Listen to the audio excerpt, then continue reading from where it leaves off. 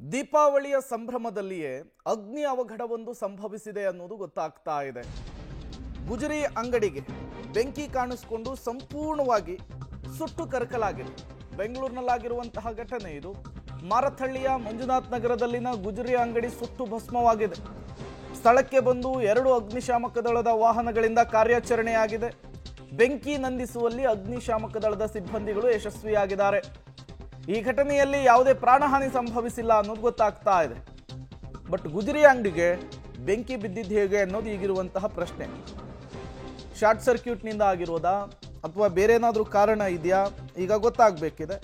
ಒಂದು ಕಡೆ ಅಗ್ನಿಶಾಮಕ ದಳದ ಸಿಬ್ಬಂದಿಗಳು ಬೆಂಕಿ ನಂದಿಸುವಂತಹ ಕಾರ್ಯ ಮಾಡಿದರೆ, ಮತ್ತೊಂದು ಕಡೆ ಸ್ಥಳಕ್ಕೆ ಪೊಲೀಸರು ಬಂದು ಪರಿಶೀಲನೆಯನ್ನು ನಡೆಸಿದ್ದಾರೆ ಅನ್ನೋದು ಗೊತ್ತಾಗ್ತಾ ಇದೆ. ಇದೇ ಗುಜರಿ ಅಂಗಡಿ.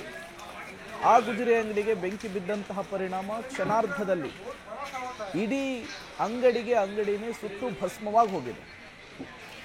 ನೀವು ಕೂಡ ದೃಶ್ಯವನ್ನು ಗಮನಿಸ್ತಾ ಇದ್ದೀರಿ. ಮಾರಥಳ್ಳಿಯಲ್ಲಿದ್ದಂತಹ ಗುಜರಿ ಅಂಗಡಿ ಇದು. ತಗಡಿನ ಶೆಡ್ನಲ್ಲಿ ಗುಜರಿ ಅಂಗಡಿಯನ್ನು ನಡೆಸಲಾಗ್ತಾ ಇತ್ತು. ಇದ್ದಕ್ಕಿದ್ದ ಹಾಗೆ ಬೆಂಕಿ ಕಾಣಿಸ್ಕೊಂಡು ಇಡೀ ಗುಜರಿ ಅಂಗಡಿನೇ ಸುಟ್ಟು ಭಸ್ಮವಾಗಿದೆ. ದೀಪಾವಳಿ ಹಬ್ಬದ ಸಂದರ್ಭದಲ್ಲಿ ಕಾಣಿಸಿಕೊಂಡಂತಹ ಈ ಬೆಂಕಿ, ಈ ಅವಘಡ ಸ್ಥಳೀಯರ ನಿದ್ದೆಗೆಡಿಸಿತ್ತು. ತತ್ಕ್ಷಣಕ್ಕೆ ಬಂದು ಅಗ್ನಿಶಾಮಕ ದಳದ ಸಿಬ್ಬಂದಿಗಳು ಬೆಂಕಿ ನಂದಿಸುವಂತಹ ಕಾರ್ಯವನ್ನು ಮಾಡಿದ್ದಾರೆ. ಮತ್ತೊಂದು ಕಡೆ ದಟ್ಟವಾದ ಹೊಗೆ, ಧಗಧಗಿಸುವಂತಹ ಬೆಂಕಿ ಸ್ಥಳೀಯರನ್ನ ಒಂದು ಕ್ಷಣ ಆತಂಕಕ್ಕೂ ಕೂಡ ತಳ್ಳಿತ್ತು.